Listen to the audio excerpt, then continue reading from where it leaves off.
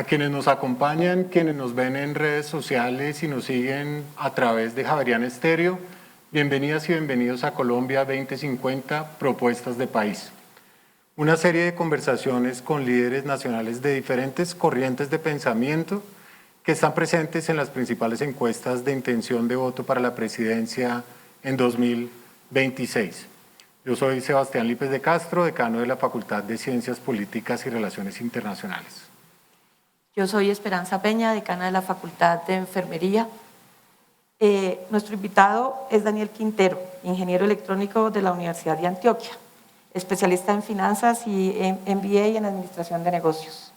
Entre su trayectoria se destacan una gestión como gerente de Impulsa Colombia, su desempeño como viceministro de Economía Digital del Ministerio de las Tecnologías de Información y la Comunicación entre 2016 y 2017, y su labor como alcalde de Medellín en el periodo 2020-2023.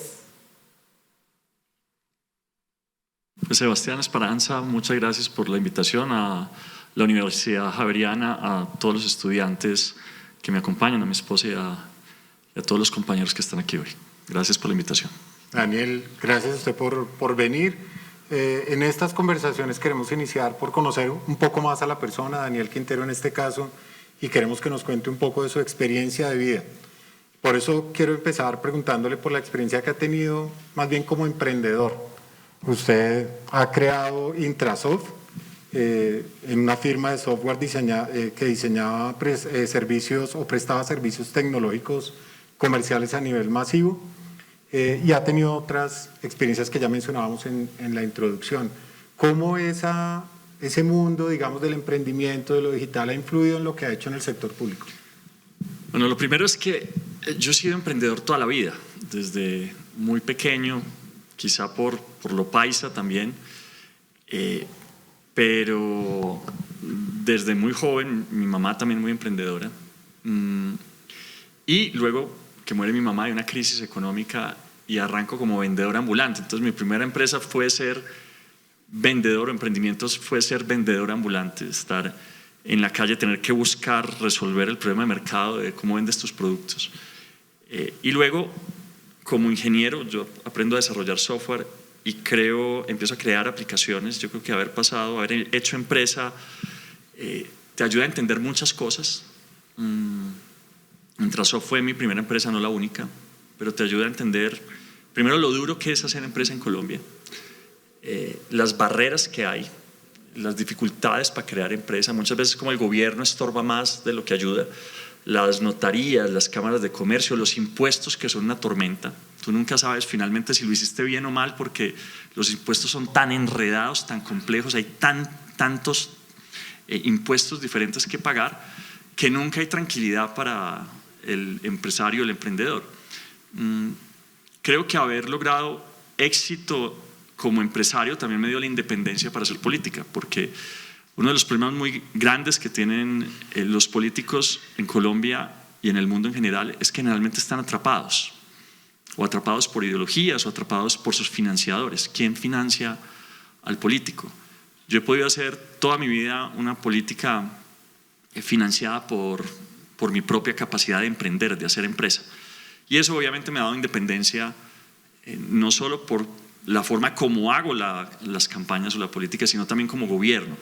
Yo he gobernado recogiendo esas experiencias, pero en especial con mucha independencia, sin tener que recibir la llamada de un financiador o de un político para que me digas que tienes que hacer esto o tienes que hacer aquello.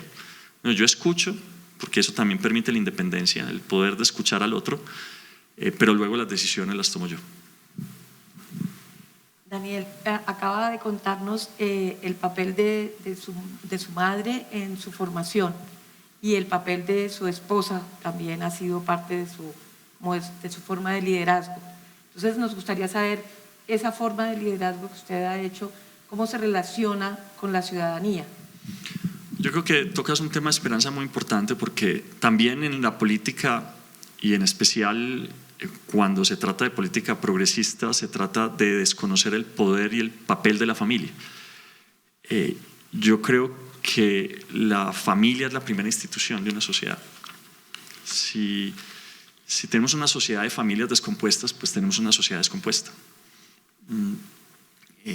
Y por eso debe ser un propósito público que haya armonía en las familias. Y eso suena muy abstracto, pero realmente es importante, porque desde ahí entonces surge la primera educación, pero también las primeras, si no se hace bien, las primeras violencias.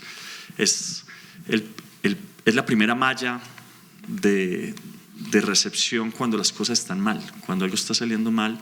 Si hay una familia sólida, pues eso hace que una persona no termine como habitante de calle, por ejemplo, o no termine mal. Yo he tenido la fortuna de que me he encontrado en la vida mujeres maravillosas. Mi mamá fue una inspiradora impresionante, a pesar de que era cabeza de hogar, no era una familia de padre y madre en principio. Mi mamá me enseñó mucho a soñar, a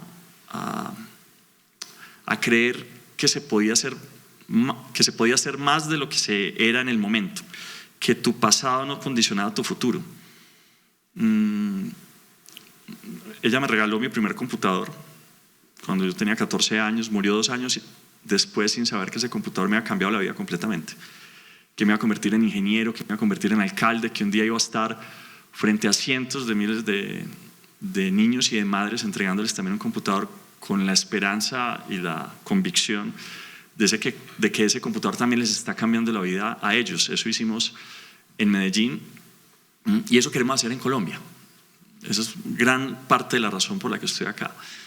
Y mi esposa Diana, que ha sido un ángel en mi vida y que además es una mujer brillante, inteligente, pero uno entiende cuando las cosas están mal la importancia de la pareja, de la familia. Y nosotros hemos pasado momentos muy difíciles. La cirugía de Aleya fue un momento muy difícil. Acaba de sacar un libro, por cierto, que se llama La otra cara del poder, donde cuenta ella cómo se vive el poder desde la familia y el dolor del poder, porque el poder está acompañado de mucho dolor, por incomprensiones, por la responsabilidad. Yo creo que cuando gobiernas no vuelves a dormir bien. Cuando uno es alcalde, no hay un sueño profundo, nunca más, o al menos hasta que no terminas el gobierno. Yo recuerdo incluso que cuando terminamos el gobierno,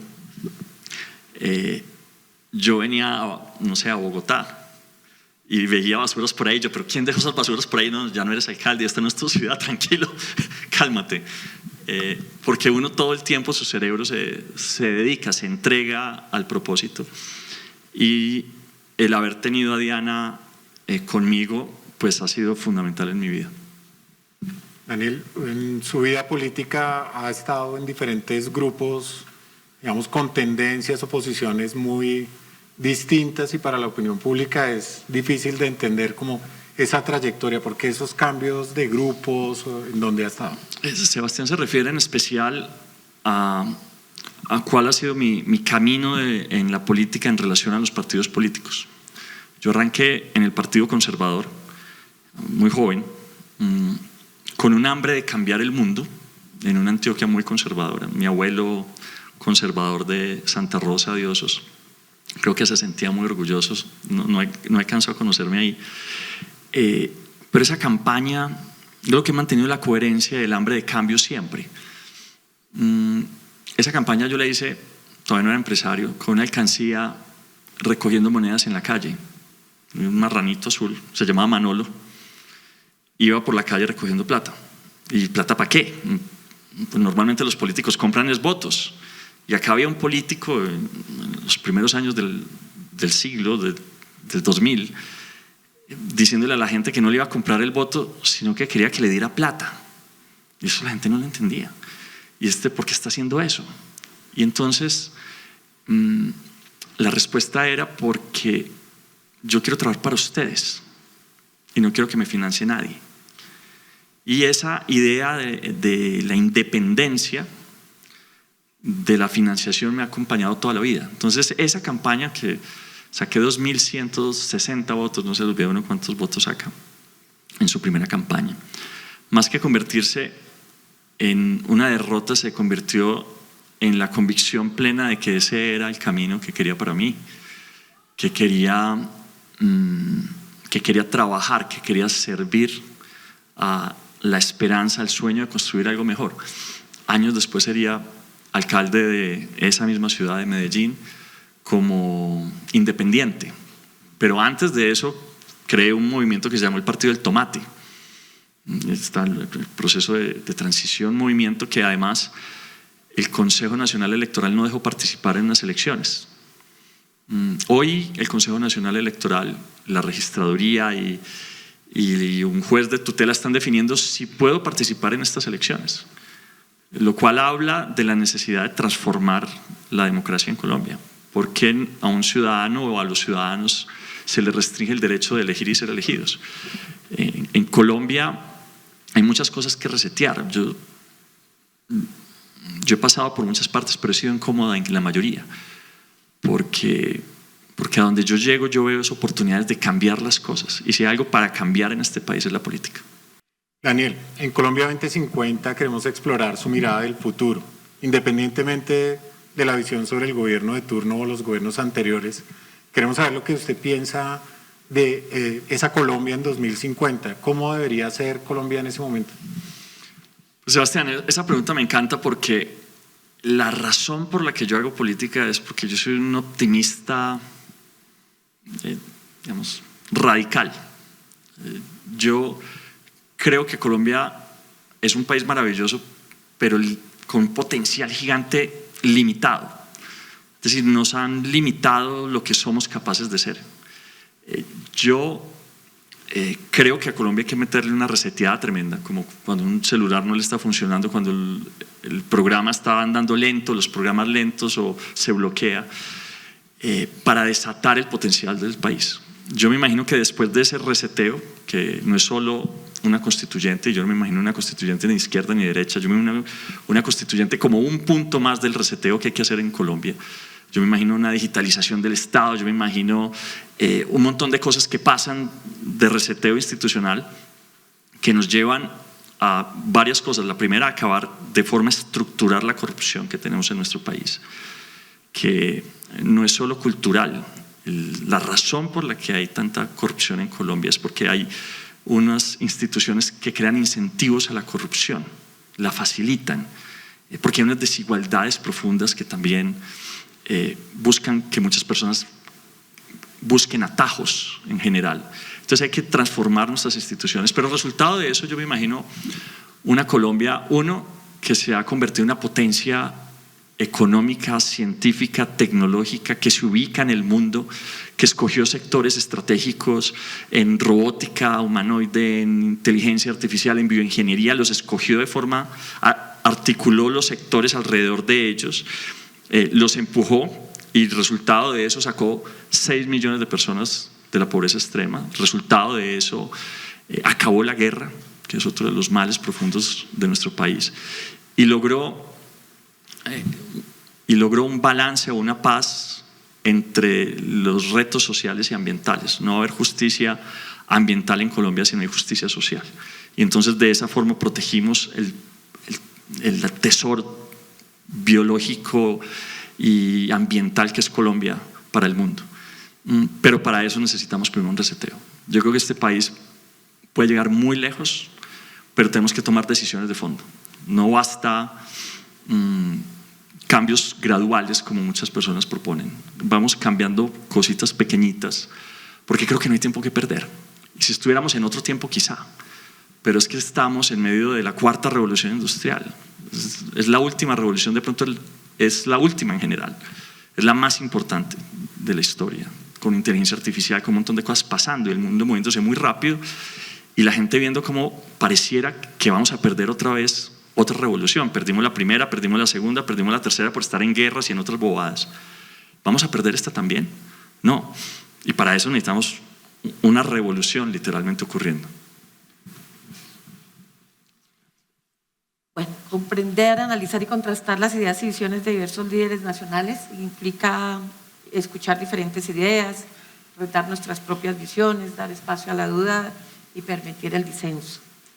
Entonces, dispongámonos a reconocer el valor de posiciones distintas a las propias, pero también a no estar de acuerdo, y reconozcamos que el futuro del país no depende de una sola persona o de una agrupación política, sino que se construye colectivamente.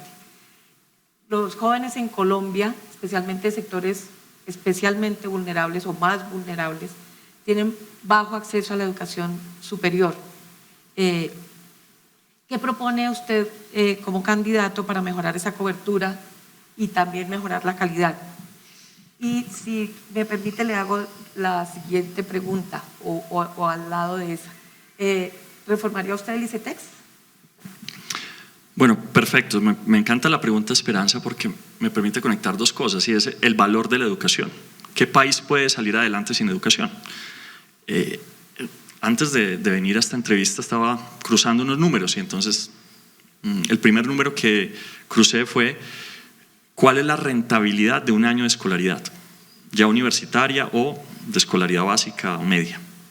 Y se aproxima, está entre el 6 y el 9%, algunos lo estiman en el 10%. Ese 10% no es solo la rentabilidad que le genera a la persona, es la rentabilidad que le genera a la sociedad. Y nosotros tenemos un PIB como de 1.800 billones de pesos al año. Un año de escolaridad en general adicional a la sociedad colombiana generaría 180 billones de pesos de utilidad en un año para una sociedad como la colombiana. Si uno, yo soy financiero, entonces lo desconté 10 años a una tasa como del 9% y me dio 1.260 billones de pesos. O sea, un año de escolaridad adicional para los colombianos significa 1.260 billones de pesos, un año invertido hoy. Si pudiéramos coger a toda la fuerza laboral colombiana y darle un año más de escolaridad.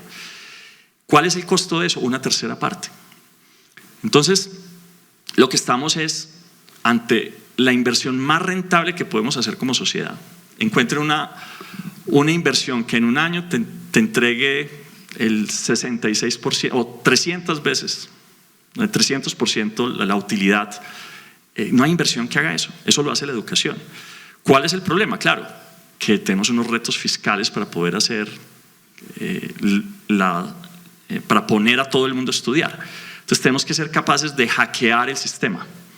Tenemos que ser capaces o de ser más eficientes en lo que estamos haciendo o hacerlo de una manera diferente.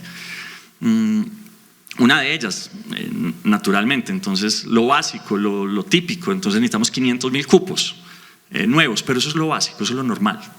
500.000 cupos universitarios nuevos, y eso lo ha dicho la SUBE, bueno, eso lo ha dicho todo el mundo.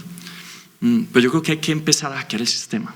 Yo en Medellín, por ejemplo, entregué 120.000 computadores. Yo quiero entregar en Colombia 4 millones de computadores. Muchas de estas personas que no acceden a la educación superior, la mayoría están en sectores rurales. ¿Qué pasa si a cada niño de esos le entregamos un computador con acceso a internet? Entonces, claro, eso es hackear el sistema, porque entonces ya no tienes que esperar que se construyan 1 millón de universidades, sino que ahora, al menos lo ideal es el espacio y lo ideal es la universidad por todo lo que pasa ahí, pero tienes que empezar a hacer algo diferente.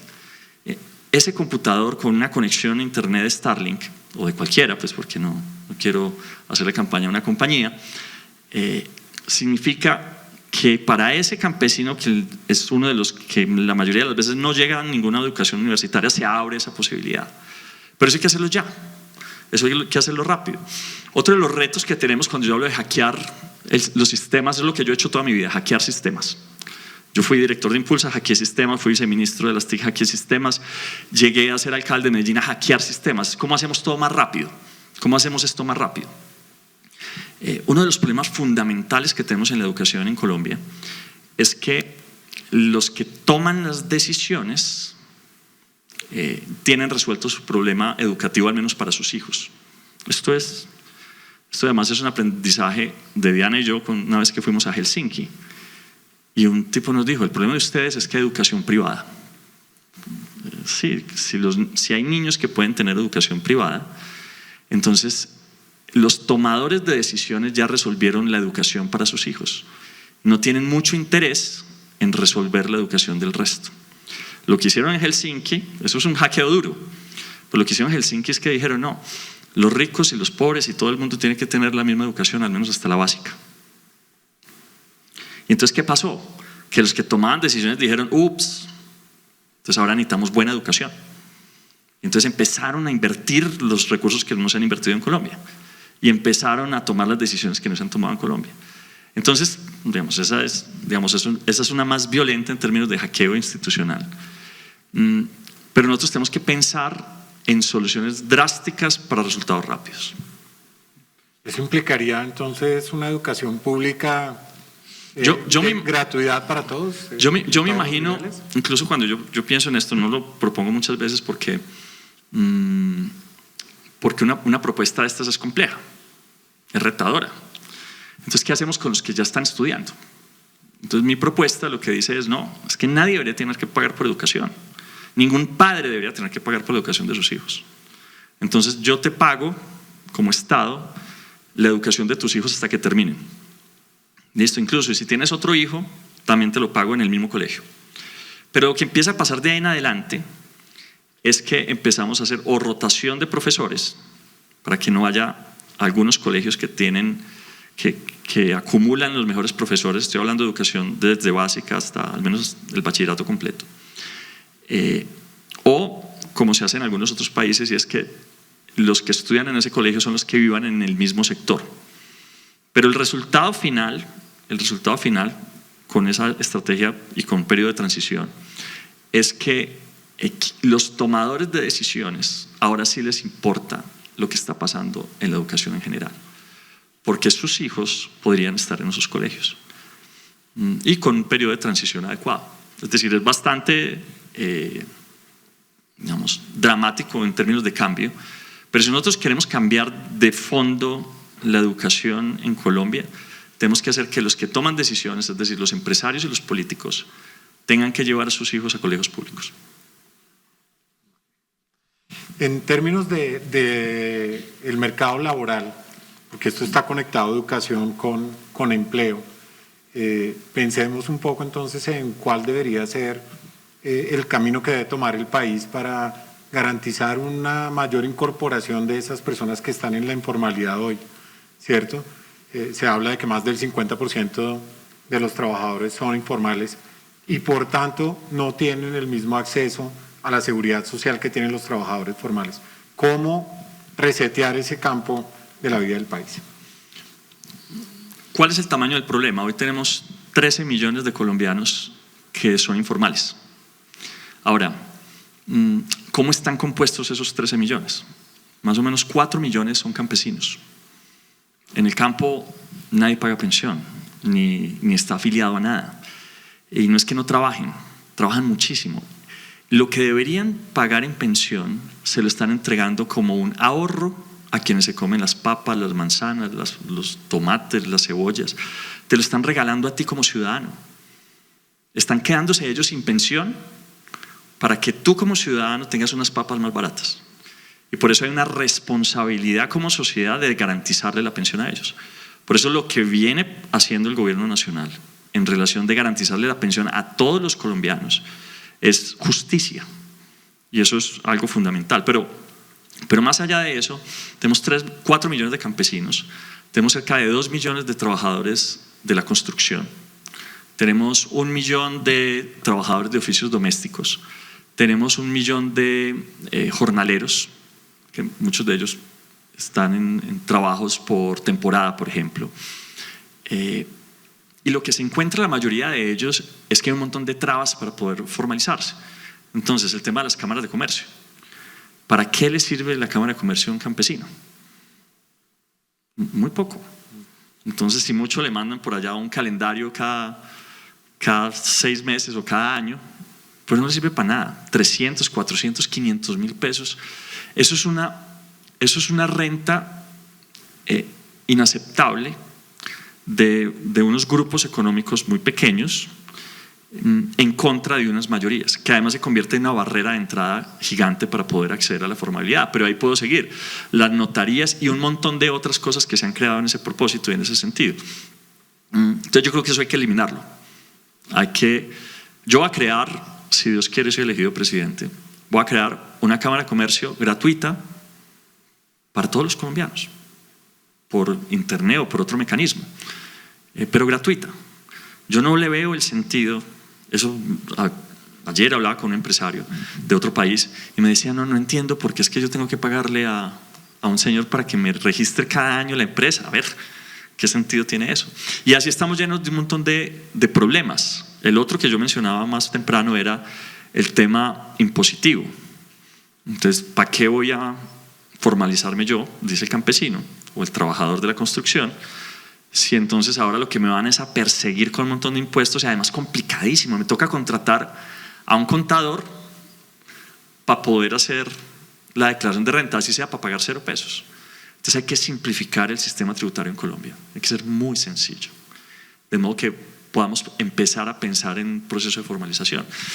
El otro problema, hay como 4 millones de personas que simplemente viven en ciudades, no son jornaleros ni nada de eso, pero terminan como vendedores ambulantes o en trabajos informales porque en sus ciudades, los únicos empleadores son la alcaldía o la universidad y a veces el hospital.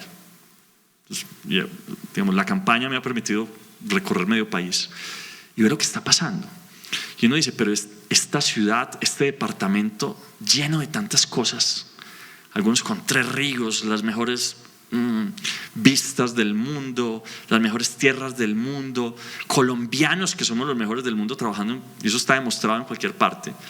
¿Cómo puede ser que acá no haya industria? Entonces empieza a ver uno que hay unos problemas estructurales. Uno de ellos, por ejemplo, el precio de la energía. Y entonces eso me lleva a cómo Medellín se convirtió en la capital industrial de Colombia en su momento. Y ocurrió porque nosotros creamos Empresas Públicas de Medellín. Y Empresas Públicas de Medellín creó unas infraestructuras, aprovechó unas riquezas locales, invirtió en ellas y empezó a extraer riqueza y la distribuyó en el territorio. Una de las formas de distribuirla fue el precio de energía más barato del país. Eso que llevó a que se crearan empresas en Antioquia y bajara el desempleo. Bueno, eso hay que hacerlo en el resto del país, en especial, por ejemplo, en la costa caribe. La energía es extremadamente costosa. ¿Qué empresa se va a ubicar allá? Eso no pasa.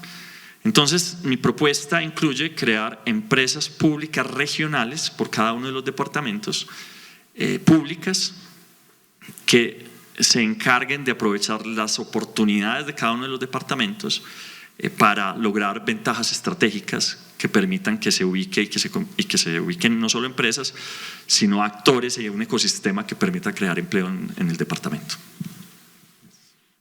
Bueno, Daniel, después de haber pasado por algunos temas relacionados con educación, con la parte laboral, vamos a hablar de salud. ¿Tu tema? Sí, que es un tema bastante crítico en este momento. El sistema general de seguridad social en salud de Colombia pasa por una crisis, pero creemos pues que no es el sistema general de seguridad social en salud solamente, sino todo el sector salud. La deuda que en este momento tienen a hospitales y clínicas asciende a los 20 billones de pesos. Y los reclamos de la población que no ha sido atendida en el último año creció el 55%. ¿Cuál es su propuesta para hacer de mejorar este sistema para que eso impacte al sector salud, garantizando la cobertura que tenemos ahora, pero teniendo mayor acceso y que ese acceso sea efectivo y de calidad?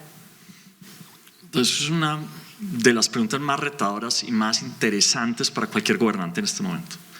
O sea, no debería nadie sentarse en una silla como candidato o precandidato sin haber convertido a la salud en su reto más importante, porque es hoy la crisis más grave que tiene el país.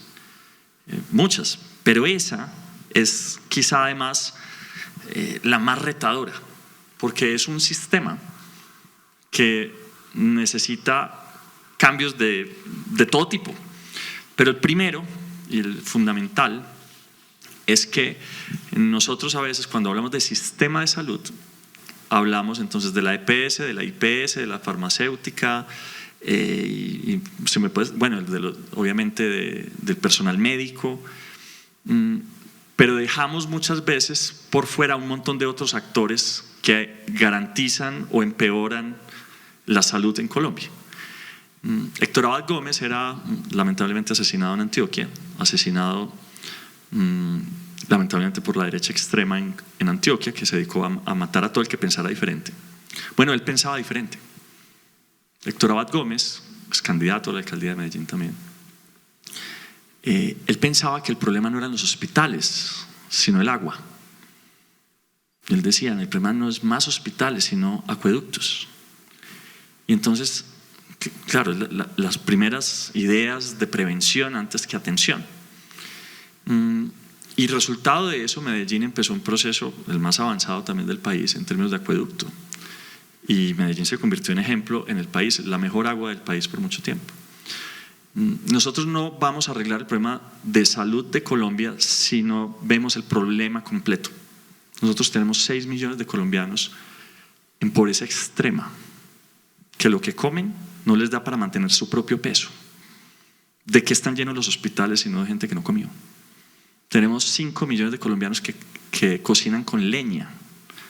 Muchas veces estamos hablando de transición energética y que el gas, que el petróleo. Tenemos 5 millones de personas cocinando con leña. Eso es la prehistoria. Así cocinábamos hace 4.000, 5.000 años. Y pues eso qué significa para los pulmones. Tenemos 3 millones de personas sin agua potable. Tenemos 10 millones de personas que toman mala agua. Tenemos 15 millones de personas que no hacen deporte, o que son sedentarias. Entonces, el problema que ocurrió, y ahí le voy a dar toda la razón al gobierno actual, al gobierno del presidente Petro, y es que reconoció que el problema había que atenderlo de forma centralizada, que no se podía dejar simplemente a unas entidades privadas, EPS, tratando simplemente de resolver el problema de los enfermos, que había que centralizar la estrategia de salud. No estoy de acuerdo con el método, creo que hay que hacer arreglos en el método, pero la estrategia general es, esto tiene que manejarse de forma centralizada. El problema de la salud tiene que arrancar desde la prevención, mucho más allá de lo que incluso el gobierno está viendo, creo yo, y mucho más a fondo es mi propuesta. Yo propongo no solo, entonces, esa misma visión general del problema, lo que implicaría ya mismo 1 millón de mercados mensuales. Entonces empezamos a resolver el problema del hambre y otros. Pero yo también creo que acá hay una oportunidad de usar tecnologías para resolver problemas. Todo el mundo sabe que pues, lo mío es la tecnología. Yo tengo un problema y es que a cada problema le veo un software para resolverlo, ¿cierto? Y a veces no se necesitan software para resolver ese problema. Pero en salud creo que hay muchas oportunidades. Entonces, uno de los problemas que tenemos, por ejemplo, es que no tenemos información de cómo estamos en salud. Yo hace poco me metí una enfermedad tremenda y me hicieron varios exámenes, faltaban un par de exámenes que no tenía, pero que si me hubieran hecho un examen ejecutivo de los que se hace todo el mundo todo el mundo no, ese es el problema, de los que debería hacerse todo el mundo, entonces tendría más información, no solo yo, sino todos los colombianos de su estado real y no esperar que la gente se enferme. Entonces, ¿qué tal si nos proponemos no solo arreglar estos problemas de hambre, no solo estos problemas de agua, sino que todo colombiano tenga un examen ejecutivo?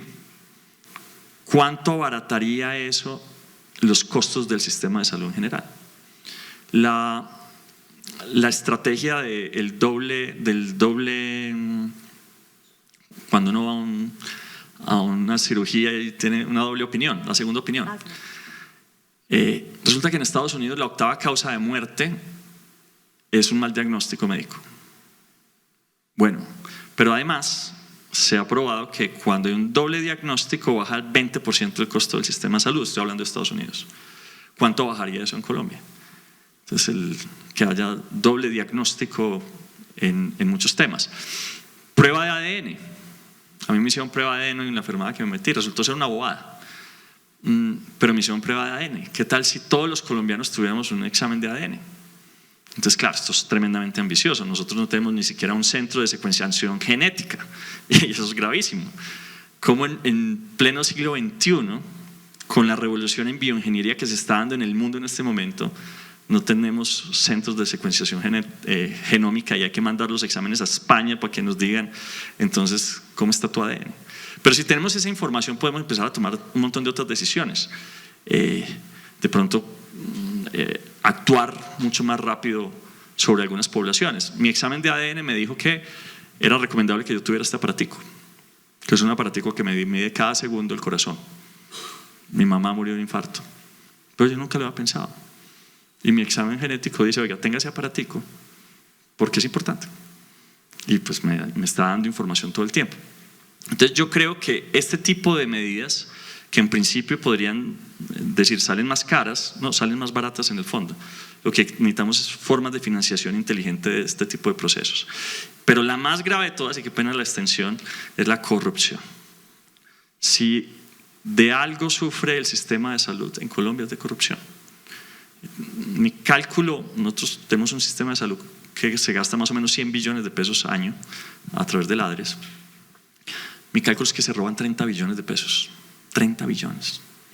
Pero además es un sistema donde mi sensación es que todos se roban con todos y nadie sale ganando. Quizá unos que tienen la plata no sé dónde. Pero las IPS entonces tienen muchas veces que crear procedimientos falsos porque las EPS les glosan tanto que si no lo hacen entonces no les da para sobrevivir y porque les van a pagar no sé cuándo. Pero entonces las EPS, para que la UPC se la den del monto adecuado, también finge un montón de otras cosas. Todo el mundo se está fingiendo y no hablemos de las farmacéuticas, pues que esas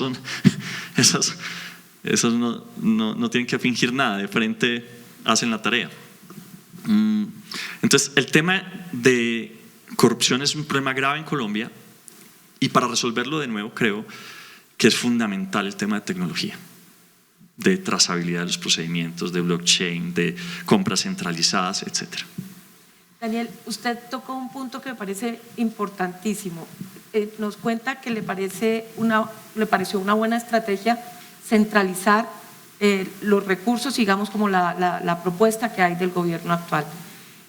Sin embargo, tener un modelo de salud en esas condiciones implica unos recursos que en este momento no tenemos. Entonces, me gustaría mucho preguntarle ¿de dónde sacaríamos el dinero para tener ese modelo que el gobierno inicialmente lo llamó como preventivo, predictivo y resolutivo?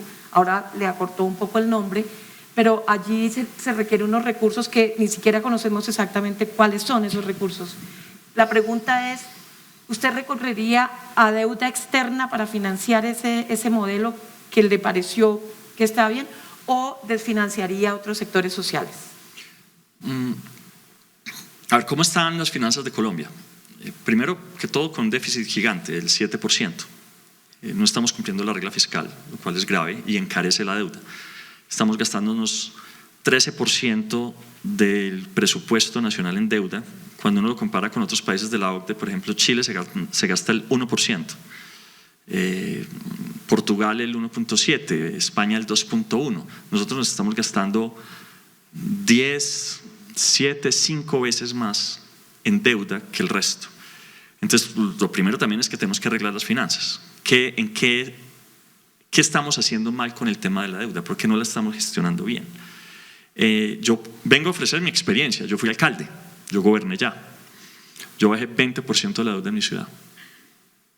Y tuve COVID. Es decir, sí hay formas, pero para eso tienes que estar encima de cada peso y de cada centavo. Mi abuelo decía, cuide los centavos que los pesos se cuiden solos. En el sistema de salud, si yo ya dije, se están perdiendo 30 billones de pesos, hay que ir por esos 30 billones de pesos, que se tienen que convertir en eficiencias en el sistema. Es un sistema. Yo soy desarrollador de software, ingeniero electrónico, entonces yo veo sistemas. ¿Yo a qué llego? A enderezar el sistema, a revisar el sistema, con una ventaja, que yo no tengo cargas ideológicas, ni cargas, ni a mí me financian ni EPS, ni anti-EPS, no. Mi objetivo es acertar en un sistema que necesita muchos arreglos y necesita reconocer que está en una crisis tremenda, que va a necesitar más plata. Cuando uno mira también cuánto estamos gastando en salud, nosotros estamos gastando más o menos lo mismo que están gastando otros países de la OCDE. O sea, Colombia no está por debajo de lo que se están gastando otros países de la OCDE. Entonces, con niveles de cobertura similar. Lo que necesitamos es volvernos más eficientes. Y para eso necesitamos un acuerdo entre todos, para que entonces la IPS no tenga que crear tratamientos falsos, la EPS no se ponga a glosar lo que no es, o bueno, ya no será EPS, sino será una entidad promotora de salud o algo por el estilo. Yo sí creo en general que si tenemos una estrategia central, podemos resolver muchos problemas. Ahora, esto en los tiempos del Seguro Social no hacía sentido, porque no teníamos la tecnología para eso. Hoy sí. Hoy tenemos la inteligencia artificial, hoy tenemos el blockchain, hoy tenemos un montón de herramientas que nos permiten controlar un sistema complejo, como es el sistema de salud. Se necesita, claro, método. Yo lo que creo es que ha habido desorden, ha habido desorganización en la forma como se ha venido haciendo en Colombia en este periodo, llamémoslo de transición. Entre otras, no se iba a aprobar la reforma. No ha habido ninguna reforma que haya logrado consenso. Lo que implica también es sentarnos un momento entre todos y decir, venga, arreglemos el problema fundamental, que el problema fundamental no es arreglar las EPS, el problema fundamental no es arreglar las IPS, no, el problema fundamental es arreglarle la vida a la gente, que está sufriendo mucho. Bien, me llamó mucho la atención y pues durante la conversación que usted ha hablado de su formación profesional como ingeniero. Entonces me gustaría saber qué aprendizajes de los que tenemos hoy, a propósito de su conocimiento, va a convertir en acciones, por ejemplo, para reducir las dificultades en la implementación de los pilotos de atención primaria en salud. Y, por ejemplo, los retrasos que en este momento tiene, los retrasos en los giros que en este momento tiene la ADRES. Yo soy un gerente, además de ser ingeniero electrónico, yo he gerenciado toda mi vida. Desde, pues, yo salí a la universidad y al año ya era empresario, ya era gerente de mi empresa. Me formé como MBA en Boston University, soy especialista en finanzas y tengo una mentalidad de ingeniero que resuelve problemas, pero también de management. El problema de las APS es, en mi concepto, desorden. Eso hay que ponerle orden y vamos a ponerle orden.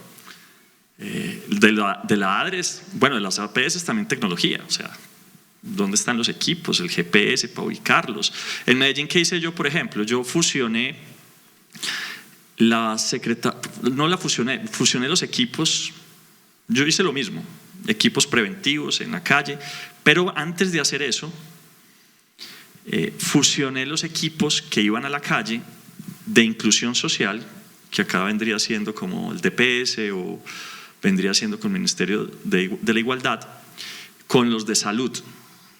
¿Qué pasaba? Que alguien tocaba la puerta de una casa en Medellín y era el de inclusión social, y a la semana llegaba el de salud, y cada uno tenía un formato diferente, una tecnología diferente. Yo dije, no, vamos a unificar todo eso, va a ser un solo equipo. Eso obviamente me permitió interdisciplinariedad en los equipos en la ciudad, una sola tecnología que además desarrollamos nosotros mismos. En la alcaldía de Medellín nosotros no compramos software, todo lo desarrollamos nosotros por obvias razones. Pues porque yo vengo del mundo de la tecnología. En el COVID, por ejemplo, nosotros fuimos ejemplo mundial en el uso de tecnologías para resolver problemas. Y fue muy exitoso. Ahora, teníamos muchas trabas, que son las trabas que hoy está enfrentando las APS. Que si lo que receta el médico ahí se lo acepta la EPS y un montón de otras cosas, ¿cierto? El modelo es interesante. Yo le agregaría muchas otras cosas. Por ejemplo, telemedicina, antes de incluso hacer la tocada y la visita. Como vamos a dar 4 millones de computadores con conexión a internet, muchas de esas casas se van a poder hacer con telemedicina y si en una casa no hay niños, porque los computadores son para casas donde haya niños, pero esa casa le puede servir a otros para hacer telemedicina, es la preparatoria. Si además no vamos solo a ver si están enfermos, sino que ya le hicimos examen ejecutivo a la gente, si le hacemos prueba de ADN, podemos hacer un montón de cosas que hoy no podemos hacer.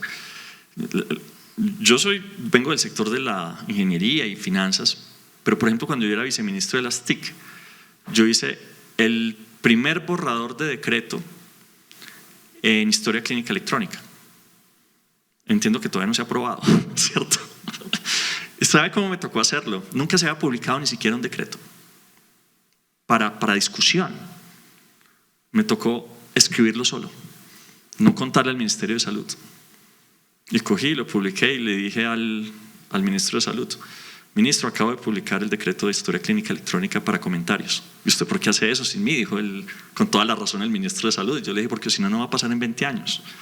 Bueno, lamentablemente yo salí como al mes del cargo, porque pasé a ser gerente de la campaña Humberto de la Calle, y enredaron el decreto y nunca pasó. Pero en este país hay que hacer cosas así. Hay que ir adelante, porque si no, nunca va a pasar. Si tuviéramos historia clínica electrónica y pudiéramos empezar a cruzar datos, hay un montón de problemas que empezaríamos a resolver. Por ejemplo, detectar que de pronto el agua de tal lugar está aliviando a la gente de una enfermedad que en otra parte no pasa. O que podemos empezar a encontrar cosas que no son tan obvias. Si nosotros queremos desatar las capacidades de nuestro país, tenemos que hacer cosas que no son tan obvias. Tenemos que empezar a usar datos, tenemos que empezar a usar información, tenemos que usar ingeniería y también ingeniería social, pues porque eso también es fundamental. Daniel, hablemos de esa experiencia que usted ya ha mencionado varias veces en la alcaldía, que fue también compleja con sus altibajos, digamos, pero ahora estamos hablando mucho de repensar las competencias de los municipios y los departamentos, o sea, como resetear en su lenguaje, como usted dice, esas funciones o esas competencias de los alcaldes y los gobernadores. Basado en su experiencia con esos retos que tuvo y demás, ¿cómo se imagina un municipio del futuro de Colombia? ¿Qué más debería poder hacer o no hacer un alcalde en el país? Lo primero es que debería tener poder el alcalde. Los alcaldes tienen muy poquito poder. Y debería tener poder el gobernador. Este país es extremadamente centralista, muy centralista. Entonces, ese centralismo no es solo de recursos. Quizá lo menos grave es que sea de recursos. Lo más grave es que muchas decisiones que se deberían tomar en el territorio no se toman en el territorio, sino que las están tomando desde Bogotá con los ojos vendados y sin saber el impacto.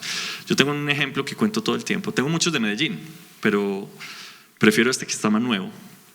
Estaba en Perú. No, mejor, estaba entre Brasil y Colombia. Estaba en Leticia. En Brasil hay una cosa que se llama Tabatinga, es un municipio que queda al lado de Leticia. Resulta que Leticia era el municipio donde estaba todo el comercio y Tabatinga era chiquito. Toda la gente de Tabatinga iba a Leticia a comprar, hasta que el gobierno nacional tomó una decisión y quebró a todo el comercio de Leticia. ¿Y qué decisión tomó? Algo que a ellos les pareció natural y súper inteligente y súper bueno. Oiga, ¿qué tal si le pedimos un chaleco reflectivo a toda la gente que tenga moto y casco? Y pues claro, eso salva vidas, ¿cómo no? Súper buena idea. Bueno, lo que pasó es que en Brasil no hicieron lo mismo. Y entonces los colombianos, muy juiciosos con su casco, podían ir a Tabatinga a comprar, pero la gente de Brasil no podía venir a Colombia. Entonces, si esa decisión la hubiera tomado el Amazonas y Leticia, seguramente no lo hubiera tomado de una, hubiera primero convencido a Tabatinga, hubiera dicho, venga, vamos a hacerlo que para los brasileños no aplique, no sé, o vamos a hacer una excepción en ese caso. Pues quebraron a todos los negocios de Leticia y los negocios se montaron en Tabatinga. Ahora Tabatinga tiene un comercio maravilloso y pasa todos los días lo mismo. La gente con casco de Colombia va a comprar en Tabatinga y los de Tabatinga no pueden venir a comprar en Colombia. Entonces, el problema no es solo de recursos, que es grave que no los tengan. El problema también es de decisiones. Hay un montón de cosas que yo quería hacer. Yo conozco la solución, yo tengo la solución para acabar el problema de tráfico en Colombia. Pero resulta que para poderla aplicar necesito convencer al gobierno nacional. Entonces, y si hay peleas o si hay trámites, no, eso no funciona. Hay que dejar que los territorios empiecen a tomar decisiones sobre su propio territorio. Y en términos de la confianza que se va desgastando, porque en este momento los jóvenes especialmente, pero la sociedad en general tiene una percepción muy negativa de los políticos y de los partidos Tienen y de toda la las razón, instituciones, además. ¿cierto? Y con esa experiencia en la alcaldía seguramente muchas personas apoyan, pero otras también tienen una perspectiva, digamos, que cuestiona la gestión. ¿Cómo plantea recuperar esa confianza de los jóvenes, que la gente crea en los políticos, crea en las instituciones políticas? ¿Cómo se logra recuperar eso? Una de las cosas más graves en política es que una buena gestión puede ser mal calificada y viceversa. El mejor ejemplo es Medellín. Nosotros bajamos los homicidios a la mitad. Ninguna ciudad hizo eso en mi periodo. Bajamos el desempleo a 6%, 7%, luego bajó un poquito más. Reconstruimos el proyecto de infraestructura más complejo del planeta para ese momento, Hidroituango. Le dimos computadores a todos los niños, tercera línea de metro después de 25 años. Todos los indicadores sociales mejoraron a pesar del COVID. Y aún así, la oposición logró, con toda una máquina mediática y una estrategia muy inteligente, de hacer que eso no fuera valorado. Y lo contrario también pasa. Entonces Fico, por ejemplo, ahora tiene 18% de aumento en homicidios. Hay atracos en todas partes, todos los días. Pero los medios manejan el tema con mucho cuidado para no ir a favorecer políticamente a uno o al otro. Yo qué le diría a los jóvenes, algo que hice desde que arranqué el movimiento del Partido del Tomate, y es: tómense la política. El Partido del Tomate venía de la idea de tómate la política, métanse a la política. Y la política es, se los voy a decir con franqueza, asquerosa. Es un pantanero horrible, peligroso. Entras y te amenazan, te persiguen, te pueden quitar la libertad incluso, a pesar de que hagas bien las cosas. Y entonces, ¿por qué meterse a la política si estás diciendo todo eso? Porque la única forma de cambiar la política es si la gente decente se mete a la política y enfrenta al sistema narco y a los corruptos y cambia la política. Mi propósito es transformar la política en Colombia, es resetearla. Yo no quiero ser presidente de Colombia, yo quiero resetear la política en Colombia, y creo que para hacerlo debo ser presidente de Colombia. Pero se los aseguro, eso no es un cargo agradable, ni el de alcalde, yo creo que ni el de concejal, ni representante, ni de esas cosas. Es muy difícil, es un servicio, debería tener además fecha de vencimiento, debería ser corto. Todos los funcionarios públicos deberían ser como servicio militar, pero servicio social. Venga, usted va a hacer al menos 1 o 2 años, va a tener que ocupar ese cargo público. Y que no sea, es que los políticos allá, no. Esto es obligación de todos, porque es que es nuestro país, es nuestra sociedad, todos deberíamos cumplir ese rol. Y nadie lo debería ejercer por mucho tiempo, además. Bien, Daniel, vamos a pasar a una pregunta de género. El Ministerio de la Igualdad y el Sistema de Cuidado han sido otros asuntos como con mucha controversia en el proyecto político del actual gobierno. La pregunta es: ¿usted lo continuaría? Yo voy a fusionar el Ministerio de la Igualdad con el DPS, con el Ministerio de Salud, por lo que les dije hace un momento, y hay que entender el problema de la salud como un problema más amplio de lo que se está entendiendo ahora. No es curar enfermos, es que la gente no se enferme, y para eso se necesita acueducto adecuado, para eso se necesita la comida adecuada. Los equipos tienen que trabajar de forma conjunta. Ahora, el Ministerio de la Igualdad no tiene sentido si no tiene el DPS por lo menos adentro. ¿Qué hace el Ministerio de la Igualdad por un lado y el DPS por el otro? Eso no iba a funcionar. Así hay que meter la ejecución, está muy bajita, 2%, 3%. No debería haber ninguna entidad que tenga tan bajo nivel de ejecución. Mi alcaldía fue la de mayor ejecución, yo soy un ejecutor. Y eso es lo que voy a hacer. Bien, vamos a una pregunta de política internacional. La postura de Colombia frente al gobierno de Donald Trump y, digamos, como todos esos cambios que ha generado la geopolítica del global. ¿Qué principios piensa usted que debe guiar nuestra política exterior? Sin duda el de la soberanía.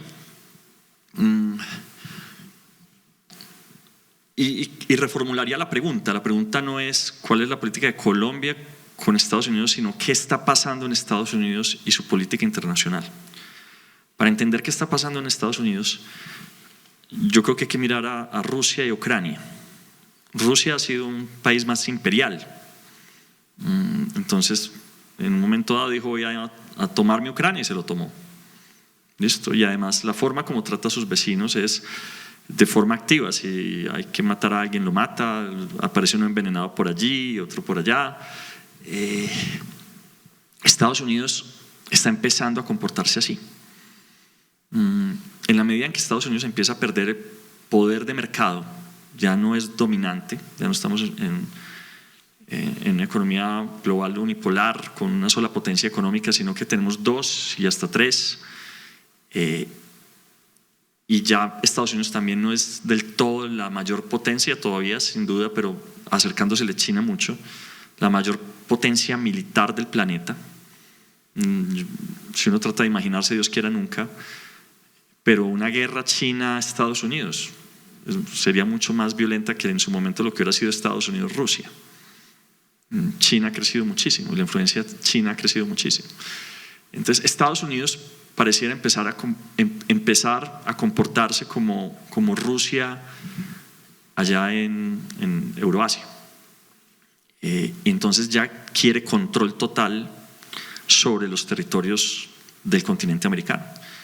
Y empezó entonces diciendo que quería Canadá para ellos, que quería Groenlandia, la relación muy complicada con México, con Brasil.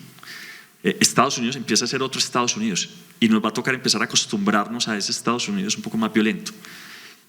¿Y qué tenemos que hacer entonces como sociedades? Primero, reconocer que somos un país con fronteras, con una bandera que hay que defender, pero también que nos tenemos que asociar con países que tienen problemas similares. Entonces América Latina tiene que pensar en una unidad que garantice que no puedan pasar por encima de nosotros de cualquier manera. Y eso es un reto urgente, es cómo nos unimos. Ahora, yo quiero en este punto llamar la atención sobre los que se dicen patriotas. Ejemplo, el caso de uno que dice defensores de la patria, un candidato a la presidencia, Abelardo de la Espriella, dice defensores de la patria, pero que venga Trump de otro país a joder a Colombia y le pide a Trump que joda, es decir, que le pide a otro presidente de otro país que venga a coger al presidente de Colombia. Eso no es defender la patria, eso es ser una patria, eso es todo lo contrario. Defender la patria es que nosotros tenemos un sistema judicial en Colombia y si hay alguien que haya cometido alguna falta se debe juzgar en Colombia y no en Estados Unidos. Un aspecto que enrarece esa relación con los Estados Unidos y también esa posibilidad, digamos, de tener un cierto bloque regional es lo que ocurre en Venezuela, por el impacto que ha tenido especialmente en términos migratorios en toda la región, en términos económicos. ¿Cómo manejar esa relación con Venezuela siendo el vecino, digamos, más cercano, con el mayor relacionamiento, pero con un proceso sociopolítico que también tiene muchos cuestionamientos? Sí, es un reto porque incluso a algunos compañeros no les gusta cuando yo digo esto, pues lo repito. En Venezuela, en mi concepto, en el mío, hay una dictadura. Las elecciones se las robaron, o si no, hubieran mostrado las actas. Eso es tremendamente evidente. Entre otras, hay que hacer una anotación. El sistema electoral venezolano, el sistema de voto, es mucho más confiable que el colombiano, pero muchísimo. A tal punto que el gobierno de Venezuela no podía mostrar las actas porque si no quedaban en evidencia. En Colombia no necesitan hacer eso. Aquí tenemos los mismos E14 como de hace 20 años. Allá hay voto electrónico dual. Entonces la gente vota en el aparato, le imprime un tarjetón, el tarjetón dice la hora, momento, segundo en que se votó, tiene un número particular que solo lo tiene esa máquina y luego lo metes en una urna y entonces no te pueden meter un voto falso, no, el sistema es muy, muy legal. Cualquier ciudadano puede ser testigo, no como en Colombia que entonces la registraduría aprueba quiénes son los testigos, y en la mesa que se van a robar los votos no te aprueba ningún testigo. Los jurados electorales los cuadran, en Colombia los cuadran muy fácil, allá es más difícil. El resultado final fue que Maduro no pudo mostrar las actas porque era mostrar que se había robado las elecciones. Entonces quedan dos alternativas. Entonces peleamos con Venezuela, cerramos la frontera como hizo Duque, o reconocemos que allá hay una dictadura y que esa es la realidad que tenemos. En Perú tumban un presidente cada 2 meses. Por ahí un meme que dice: acaban de tumbar el presidente de Perú, no importa cuándo leas este mensaje. Allá tumban el presidente cada rato. Hasta hace 1 semana y media había una dictadura en mi concepto también, porque un presidente electo popularmente fue derrocado y se montó una señora Dima, que además en sus últimas, ya en su desespero por mantenerse en el poder, se tomó una isla colombiana en un acto arbitrario para ponernos a pelear. Todo esto lo digo para terminar diciendo: nosotros vamos a tener muchos países en América Latina, lamentablemente, que van a transitar de la democracia a dictaduras, sea por corto tiempo o por largo tiempo. Y es una realidad. Entonces, lo que no podemos es suspender las relaciones, en mi concepto, económicas y políticas con esos países por esos hechos, excepto que esté ocurriendo un genocidio. En ese caso sí. Entonces mi visión es que si Estados Unidos se vuelve una dictadura, nosotros no podemos romper relaciones con Estados Unidos. China es una dictadura democrática, más o menos es lo que dicen ellos.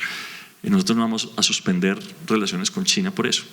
Nosotros debemos tener un objetivo más allá de si hay países de izquierda o derecha en la región, de conformar un bloque suramericano, de modo que se garantice que Suramérica en general o Latinoamérica pueda resistir a los embates de una política global más compleja como la que se viene.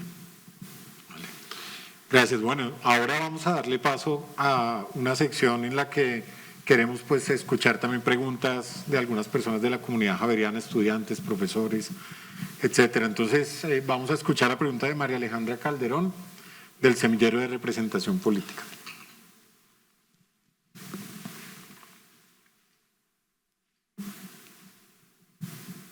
Creo que ahí me escuchan bien. Bueno, buenas tardes, Daniel. Usted se ha presentado a elecciones bajo el aval del Partido Liberal, Conservador y el movimiento creado por usted, el Partido del Tomate. Desde el Semillero de Representación Política quisiéramos preguntarle cómo planea garantizar que la convocatoria ¿Cómo planea garantizar que la convocatoria de diferentes sectores políticos dentro del Frente Amplio se traduzca en una representación efectiva de las diversas voces ciudadanas y no solo en una alianza electoral para ganar en primera vuelta? El Frente Amplio, primero que tengo que decir que yo no tengo asegurado participar en el Frente Amplio. Yo voy a recoger firmas si me dejan, y en función de si hay garantías. Yo no sentí garantías en el proceso electoral anterior, y creo que es uno de los problemas de fondo de lo que ha sido mi batalla en el sistema democrático colombiano, que quienes queremos cambiar la política en Colombia somos observados por el sistema como algo que hay que eliminar. A mí trataron de sacarme de diversas formas del pacto que además fundamos nosotros hace 4 años, y que no era solo un movimiento de izquierda, sino que era un movimiento de izquierda que recogía a independientes, a liberales, a otros que llegamos a sumar ahí. Pero bueno, eso es una discusión que va a venir hacia adelante.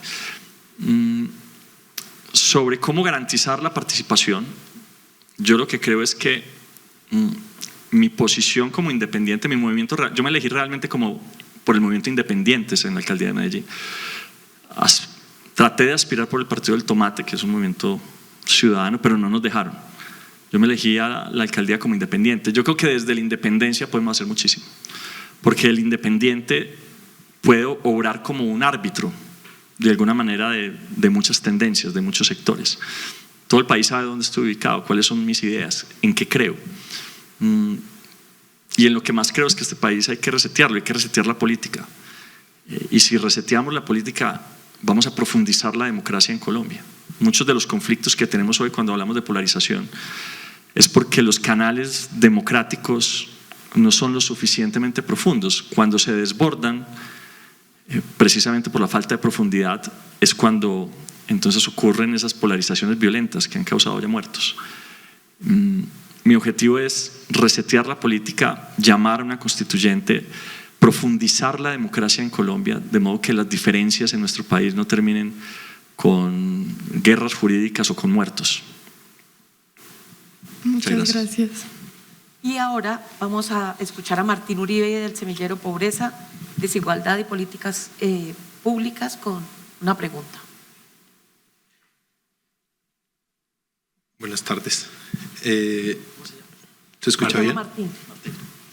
¿Se escucha bien? Sí.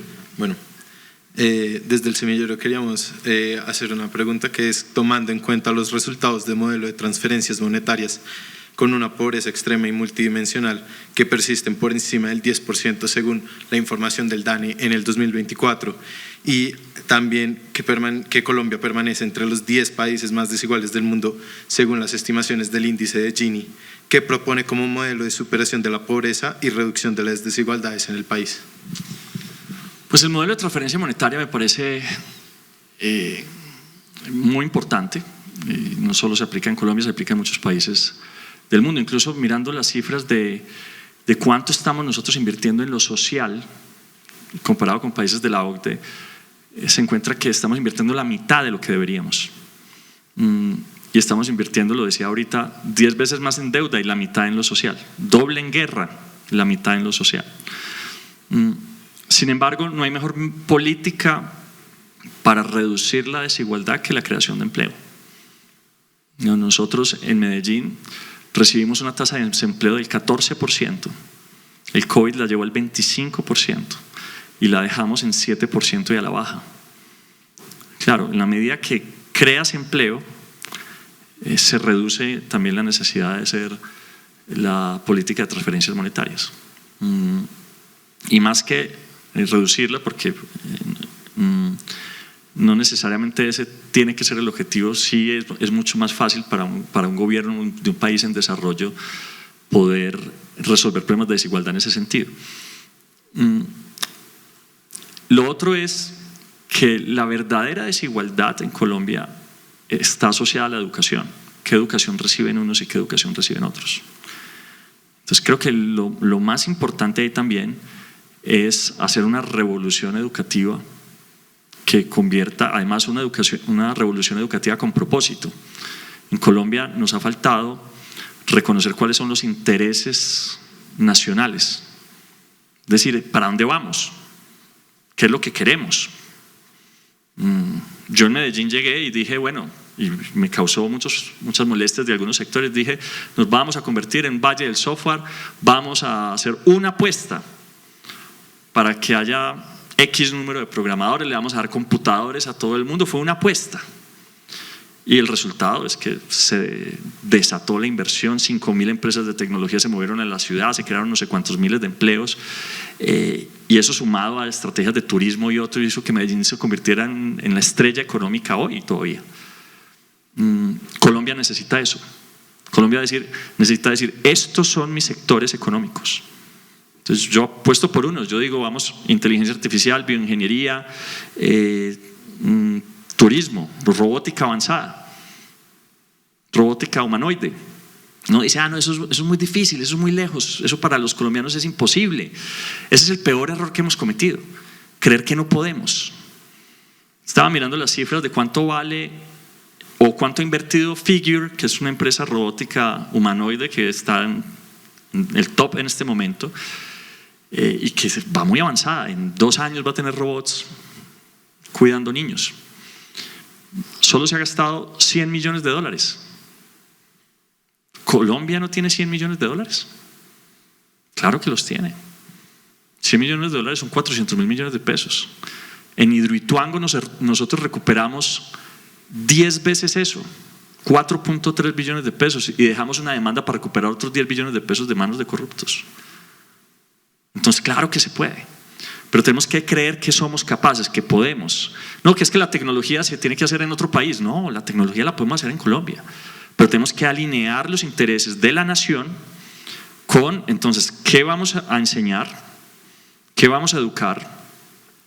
Vamos a coger las empresas de Colombia por sector y vamos a decirle, los necesitamos como aliados estratégicos para empujar este tipo de cosas. Y ahí la señal que manda el gobierno es poderosísima. Cuando la gente cree que cuando uno gobierna presupuesto y gobierna tiempo, no. También el micrófono, el poder, la señal que manda el gobierno es poderosísima.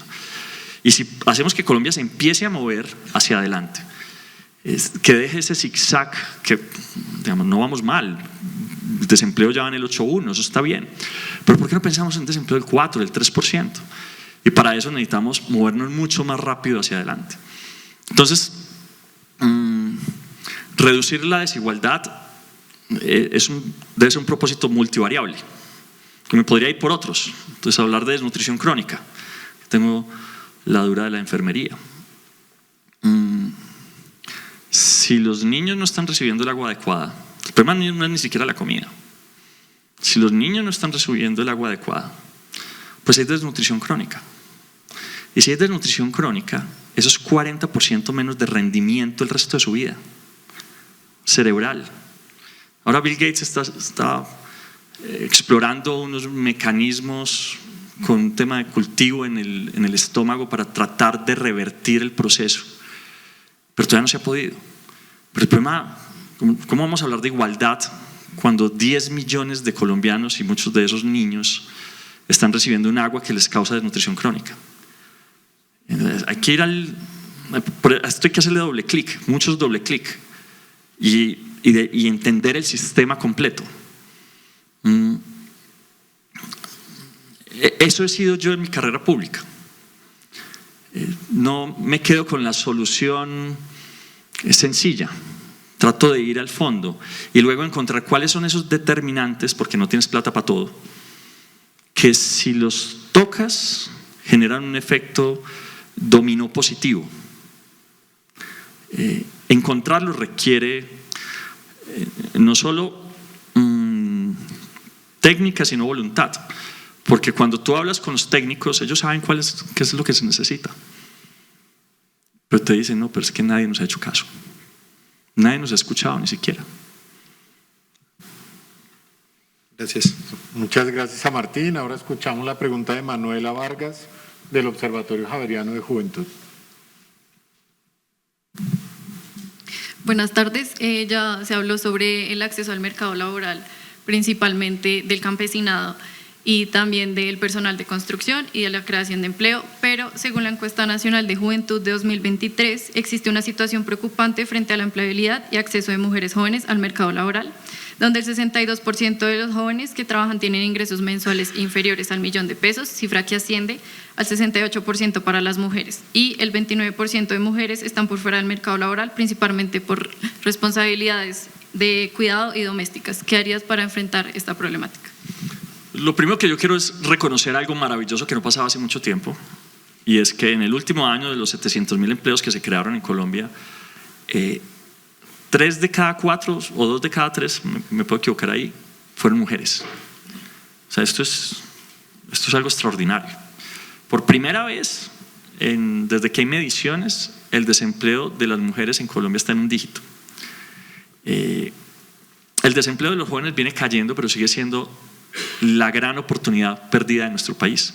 Y además es una oportunidad que puede que no vuelva nunca más, porque la natalidad, ahorita estaba en el Comité de Garantías Electorales y estaba el registrador haciendo una presentación sobre el Consejo Municipal de Juventudes.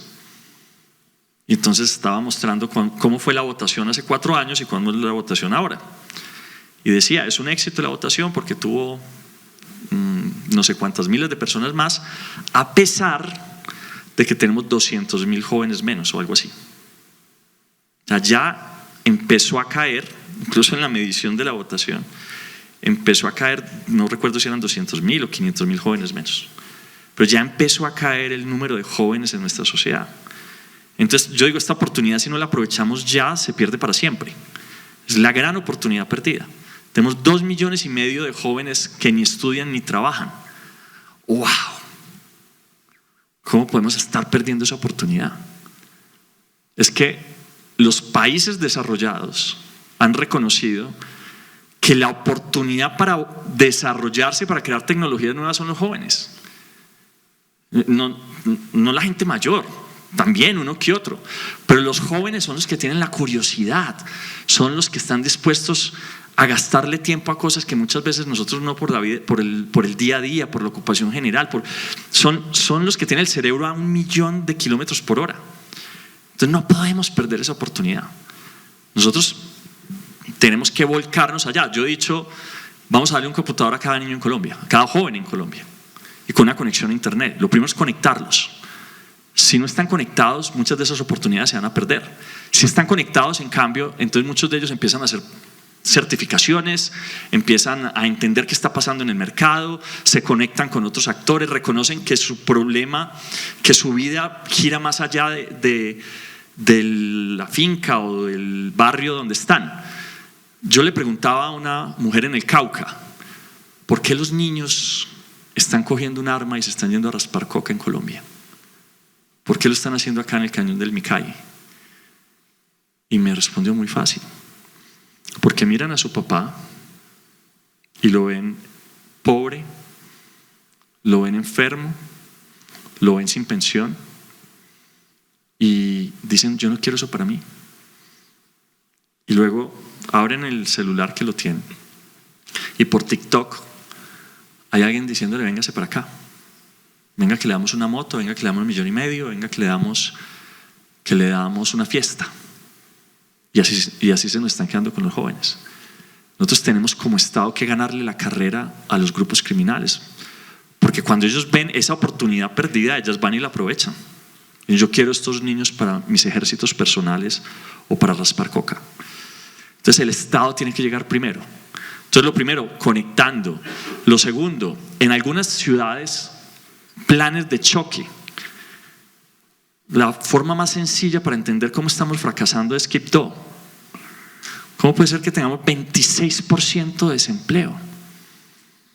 Y cuando miras el desempleo juvenil, 60 y pico %. Estamos fracasando completamente.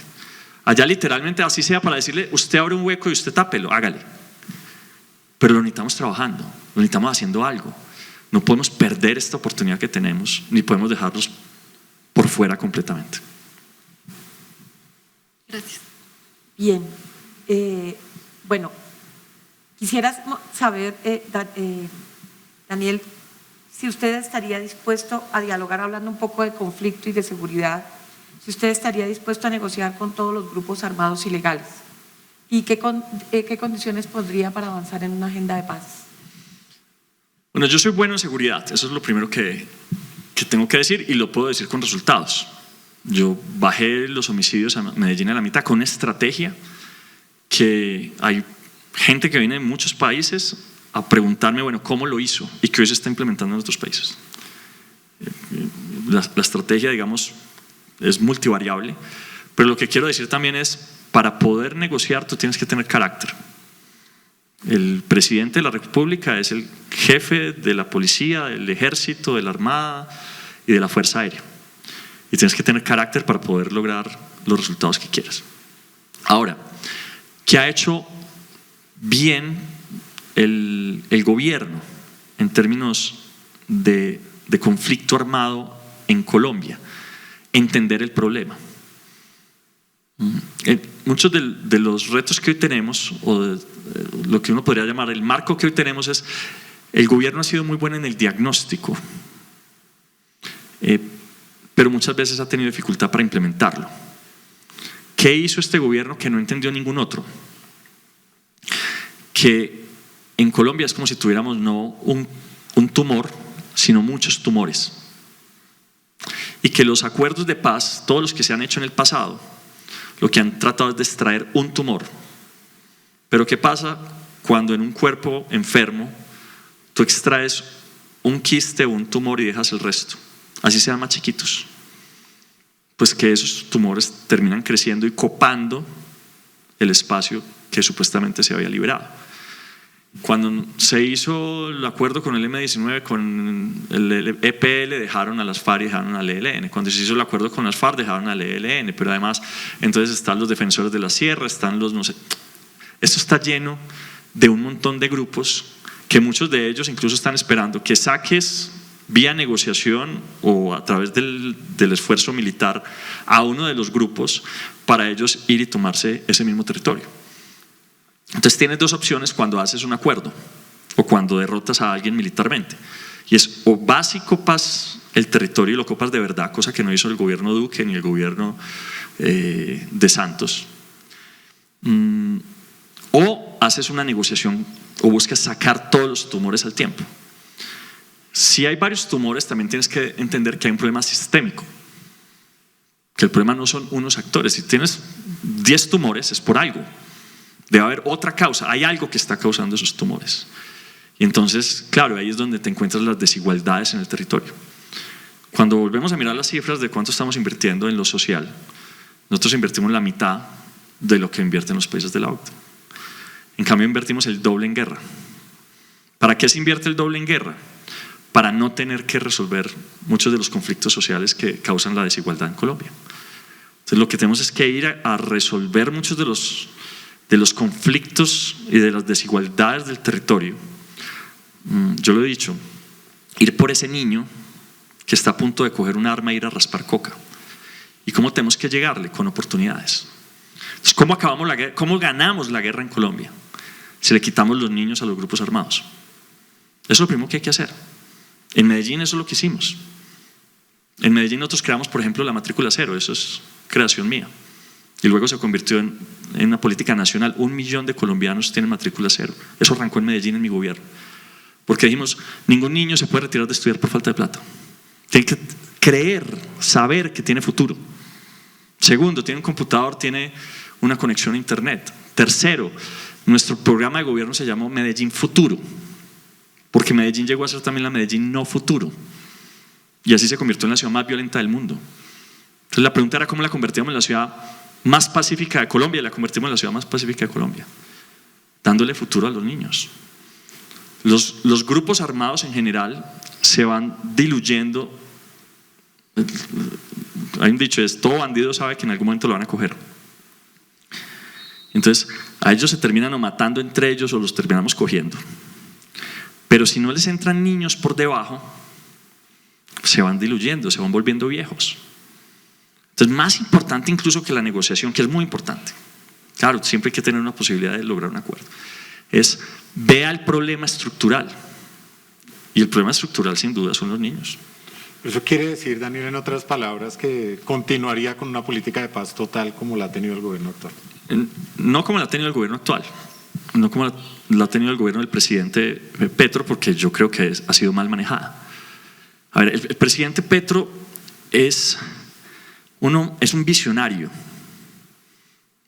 Sus ideas, muchas de ellas no son de este tiempo. Él reconoce cosas que a veces nosotros nos demoramos en reconocer, entiende cosas que nosotros nos demoramos en entender. Su gobierno, y lo he dicho en muchos espacios, no ha estado a la altura de las ideas del presidente. Ha estado lejos de la altura de las ideas del presidente. El gobierno ha fallado o por la ineptitud de sus ministros o por el mal cálculo en el tiempo que creyó el presidente que iba a requerir los cambios, o por haber creído que los cambios se podían tramitar a través del Congreso de la República. Yo creo que no haber reconocido que se necesitaba un reset, que es lo que nosotros, un reseteo, que es lo que nosotros hemos propuesto desde el principio y no al final.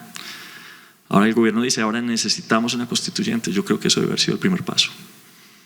Ahora, no puede ser una constituyente de unos contra otros. No, debe ser una constituyente que cree unas reglas que permita que a todos nos vaya bien. Yo creo que soy la persona para ejecutar un proceso de esos porque tengo la independencia y el deseo de que así sea, que es para que a todos los colombianos nos vaya bien. En temas de paz total, ha faltado carácter, en especial en el primer ministerio. en el del doctor Velázquez. Yo lo dije además públicamente muchas veces. Por eso algunos compañeros de la izquierda no me quieren. Dicen, Quintero no es de izquierda. Porque he dicho las verdades incómodas. He dicho que algunas cosas no funcionan y hay que decirlas. ¿Por qué no? Pues, ¿cómo se va a arreglar algo si no se pone el dedo en la llaga? Segundo, se ha sido laxo en algunas de las negociaciones. Se ha detenido la operación militar antes de tiempo en muchos procesos. Y en especial, bueno, en eso creería que sí ha acertado, y lo que sí ha sido es un gobierno profundamente social que está sacando mucha gente de la pobreza, y al hacerlo está resolviendo el problema fundamental. Muchas gracias, Daniel. La última pregunta del público es de Valentina Rodríguez, de la Facultad de Ciencias Políticas y Relaciones Internacionales. Buenas tardes, Daniel. Valentín. A lo largo de su gestión pública, especialmente durante su periodo como alcalde de Medellín, usted ha sido muy crítico de algunos sectores empresariales y también de algunos grupos empresariales, y por eso lo que en esta oportunidad quiero preguntarle es si tiene alguna intención de trabajo conjunto con el sector privado, ya sea en salud o en ciencia y tecnología, o si su enfoque está sobre todo focalizado en regulación y control. Bueno, lo primero que hay que decir es que yo con quien no me la llevo es con los empresarios desleales, pero la mayoría de los empresarios en Colombia son leales. Madrugan a trabajar, están pensando en que le vaya bien a sus trabajadores, en producir productos rentables, sensatos, que generen externalidades positivas a la economía, a la sociedad. Eso es la mayoría de los empresarios en Colombia. ¿Qué ha fallado en Colombia? Es lo que ha fallado, y ahí me pego de Acemoglu y de Robinson y Johnson, y es que las instituciones han sido cooptadas, han terminado siendo cooptadas por lo que yo llamo las roscas o unas élites mezquinas que han puesto al sistema a trabajar para ellos y no para la mayoría de los colombianos. ¿Qué me encontré yo en Medellín? Que un grupo de empresas, no muchas, 4 o 5 empresas, muy poderosas, sí, pero no eran muchas, se habían tomado el Estado en Antioquia y se habían tomado el sistema judicial para evitar que hubiera justicia contra ellos, porque habían hecho unos daños gigantes en Hidroituango, habían bajado la calidad de los materiales, de los hierros, de los pernos, se habían causado unos daños terribles. ¿Esos son empresarios leales o desleales? Son empresarios desleales, pero además luego trataron de ocultar lo que estaba pasando. Y en eso se encontraron a políticos ayudándoles. ¿Esos son empresarios y políticos leales o desleales con Colombia y con Antioquia y con la sociedad en general? Son desleales. Enfrentar a los empresarios desleales es trabajar por los empresarios leales. En mi periodo como alcalde de Medellín hubo las mayores inversiones empresariales y la inversión privada fue la más alta en la historia.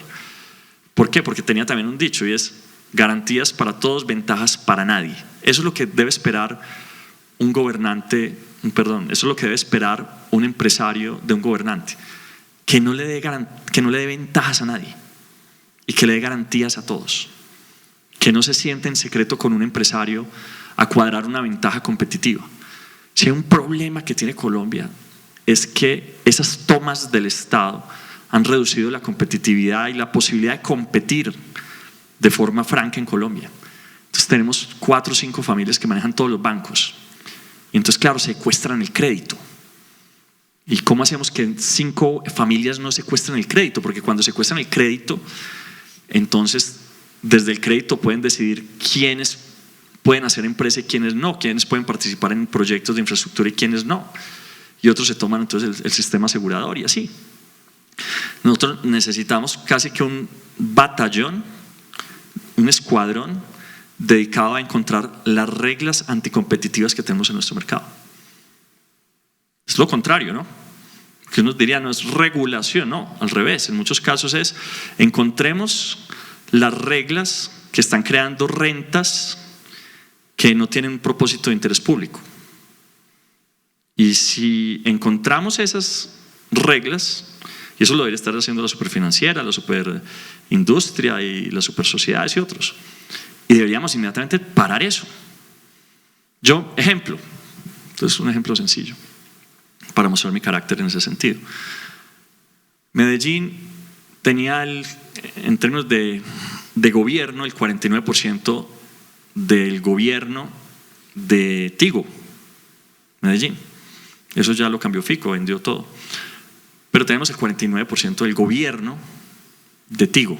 No tenemos mayorías, eso era de Medellín. Medellín es además una ciudad bien particular porque todo es público, ¿no? La segunda empresa de telecomunicaciones, la empresa de energía más grande del país, la empresa de servicios públicos en general más grande del país. Tiene 5 aeropuertos en todo el país que son de Medellín, el hospital más grande es público, el centro de eventos es público, tiene 64 empresas públicas administradas por la alcaldía.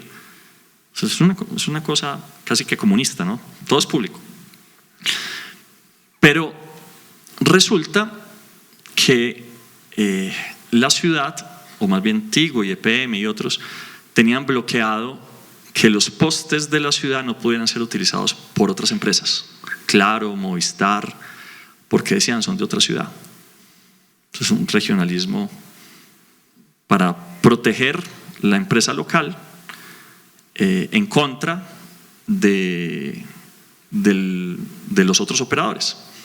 El resultado de eso era que Medellín tenía una de las peores conexiones de banda ancha del país. Porque Tigo, ¿qué había hecho? Recuerden, una empresa internacional, nosotros solo teníamos el 49%, como ya no tenía que competir en Medellín, porque tenía bloqueado el acceso a otros operadores a través de los postes que eran de EPM, entonces utilizaron la plata que necesitaban o que tenían de inversión y la implementaron en otras ciudades, donde sí había competencia. El resultado, que Tigo tenía más personas conectadas en Bogotá, en Cali, a banda ancha de alta velocidad que en Medellín, la ciudad de origen. ¿Qué hice yo? No, todo el mundo se puede montar, obviamente que pague, pero todo el mundo se puede montar. Resultado, llegó Claro, Movistar, empezaron a hacer unas inversiones tremendas, contratar gente, competir. A Tigo le tocó bajar los precios en Medellín porque ya tenía competencia, hubo más conexión, llegaron los computadores y entonces hubo más conexión, más deseos de conexión. Todo esto para decir que el problema de Colombia muchas veces no es que haya gente que quiera regular, sino que es que hay mucha regulación en favor de un grupo de empresas pequeñas. Muchas gracias. Muchas gracias a Valentina. Daniel, ahora un par de preguntas para cerrar, más bien cortas. Quisiera entonces dar la oportunidad para que nos dejara un mensaje a los jóvenes estudiantes universitarios, a la comunidad universitaria y al país que lo escucha brevemente. ¿Cuál es el mensaje central que le quiere dejar Daniel Quintero? Bueno, lo primero es que estas elecciones van a ser muy importantes porque van a definir los próximos 20, 30 años. Quizá no había habido unas elecciones más importantes que estas.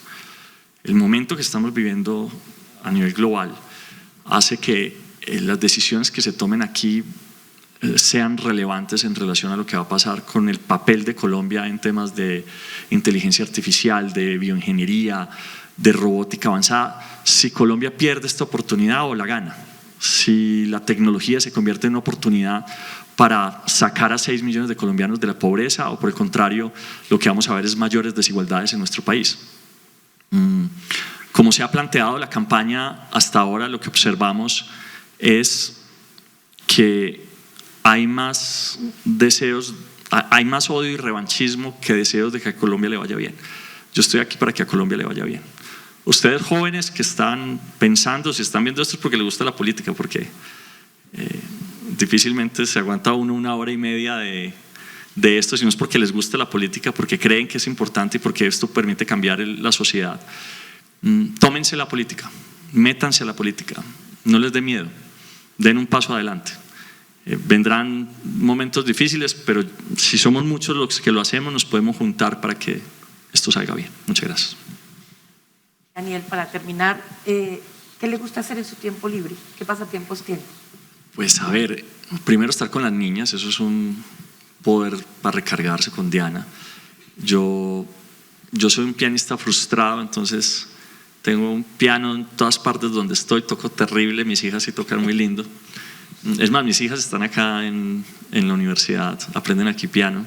Una aprende piano y la otra está aprendiendo teatro.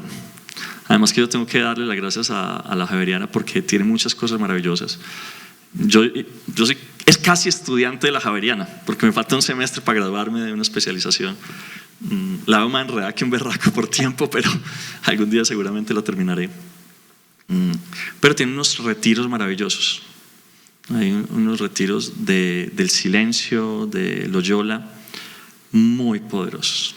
Yo fui a uno de ellos por accidente, pues mi esposa me llevó diciéndome que era un tema de silencio y yo dije, tanto ruido, necesito silencio. 3 días sin saber que era un tema de San Ignacio de Loyola, yo no sabía qué era el tema de San Ignacio, lo que había hecho, el método que había creado, y realmente fue una experiencia extraordinaria. Y yo les recomiendo a todos los que tengan esta oportunidad tan maravillosa que lo hagan porque es una cosa realmente transformadora. Gracias, Daniel. Bueno, quiero agradecerle a todas las personas que nos acompañaron, que nos escucharon en las redes sociales, a que sigan esta entrevista y la serie de entrevistas con los demás invitados a través de Javeriana Estéreo y las redes sociales de la Universidad Javeriana. Daniel, muchas gracias por acompañarnos. Muchas gracias.